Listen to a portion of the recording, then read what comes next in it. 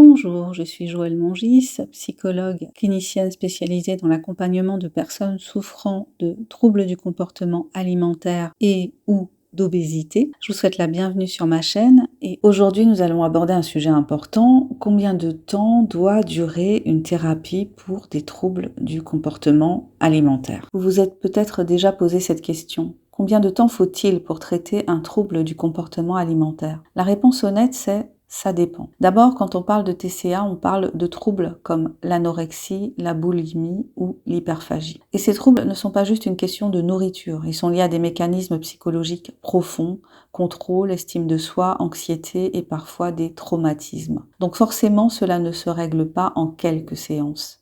Alors, combien de temps en moyenne? Les études cliniques donnent des ordres de grandeur.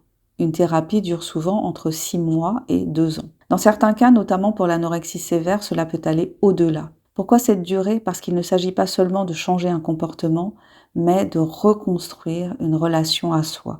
Et en nombre de séances. Si l'on prend les thérapies les plus utilisées comme la TCC, thérapie cognitive et comportementale, on est souvent entre 20 et 40 séances structurées. À raison d'une séance par semaine, cela représente environ 5 à 10 mois. Mais attention, ce n'est pas une règle universelle.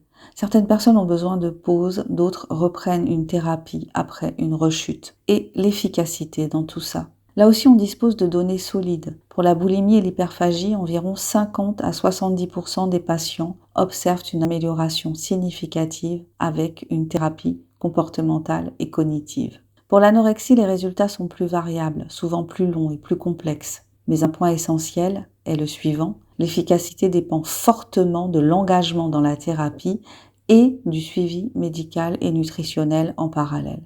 Ce que l'on ne dit pas assez, c'est que un trouble du comportement alimentaire, ce n'est pas une trajectoire linéaire. Il peut y avoir des progrès rapides, des phases de stagnation, des rechutes. Cela ne signifie pas que la thérapie ne fonctionne pas, ça fait partie du processus. La vraie question à se poser, ce n'est pas seulement combien de temps cela va-t-il prendre, mais plutôt est-ce que vous êtes prêt à vous engager dans un processus de changement?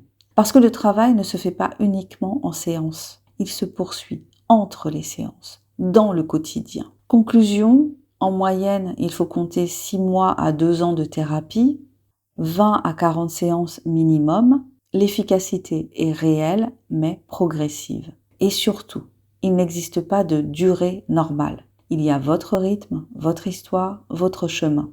Si vous traversez cela ou si quelqu'un de votre entourage est concerné, le plus important, c'est de ne pas rester seul. Se faire accompagner, c'est déjà un premier pas essentiel. Je vous remercie si vous êtes allé jusqu'au bout de ce podcast. Si vous souhaitez entamer un travail avec moi autour de votre rapport à l'alimentation, n'hésitez pas à prendre contact. Vous avez mes coordonnées sur cette chaîne, dans le descriptif de la vidéo. Je vous dis à bientôt pour le prochain partage.